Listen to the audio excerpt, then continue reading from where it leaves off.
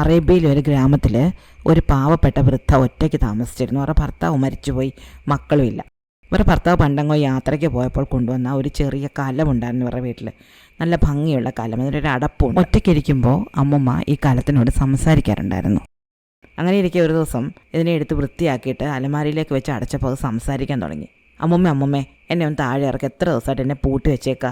ഇത് സംസാരിച്ചപ്പോൾ ഈ സ്ത്രീക്ക് വലിയ അത്ഭുതമായിപ്പോയി. അവരതിനെ താഴെ എടുത്തു വെച്ചു. അപ്പോൾ ഈ കലം പറഞ്ഞു, ഞാനൊന്ന് പുറത്ത് നടന്നിട്ട് വരട്ടെ, എത്ര ദിവസം കൊണ്ട് ഞാൻ ഈ വീടിനകത്ത് തന്നെ ഇരിക്കുക.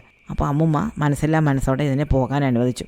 അങ്ങനെ ഈ കലം പുറത്തിറങ്ങി ഉരുണ്ടുരുണ്ട് പോകാൻ തുടങ്ങി. അങ്ങനെ കുറേ ദൂരം ചെന്നിട്ട് അതൊരു വഴിയരികിൽ ഇരുന്നു. അപ്പോൾ അതുവഴി ഒരാൾ വന്നു. അയാൾ നോക്കിയപ്പോൾ നല്ല ഭംഗിയുള്ളൊരു കലം വഴിയിലിരിക്കുന്നു. അയാൾ വിചാരിച്ചത് സ്വർണ്ണമോ വെള്ളിയോ വല്ലതും ആയിരിക്കും, ആരെങ്കിലും മറന്നു വെച്ചിട്ട് പോയതാണ്.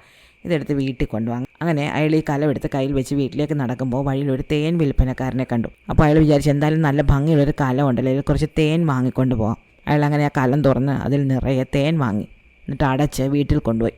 വീട്ടിൽ കൊണ്ടുവന്നിട്ട് എല്ലാവരും കാണിച്ചു. അപ്പോൾ എല്ലാവർക്കും ഈ കലം കണ്ടപ്പോൾ വലിയ സന്തോഷമായി. അപ്പോൾ അയാളുടെ ഭാര്യ പറഞ്ഞു, ഞാൻ ഈ തേനൊന്ന് നോക്കട്ടെ. എന്നിട്ട് അവർ ഈ കലം തുറക്കാൻ നോക്കിയപ്പോൾ അതിൻ്റെ അടപ്പ് തുറക്കുന്നില്ല.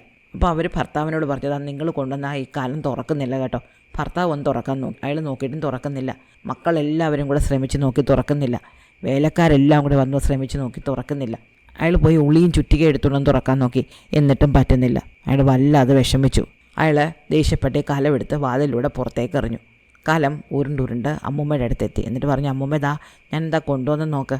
അമ്മൂമ്മ കലം തുറന്ന് നോക്കിയപ്പോൾ നിറയെ തേൻ. അമ്മൂമ്മയ്ക്ക് വലിയ സന്തോഷമായി. അമ്മൂമ്മ പറഞ്ഞു, നന്നായി, നീ എങ്ങും പോകണ്ട കേട്ടോ.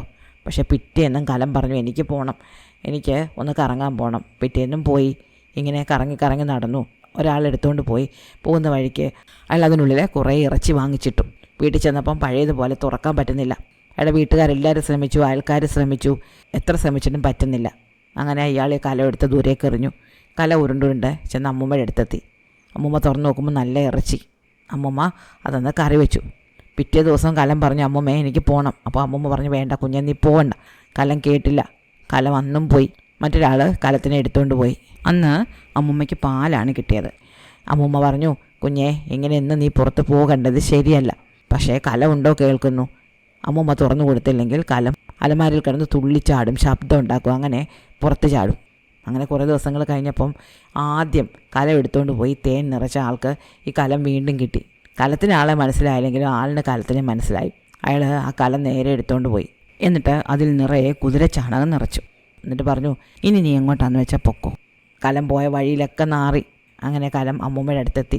അമ്മൂമ്മ കലമെടുത്ത് കഴുകി തുടച്ച് വൃത്തിയാക്കി അലമാരിയിൽ വെച്ച് പൂട്ടിയിട്ട് പറഞ്ഞു, ഇനി മേലിൽ പുറത്തിറങ്ങി പോയേക്കരുത്.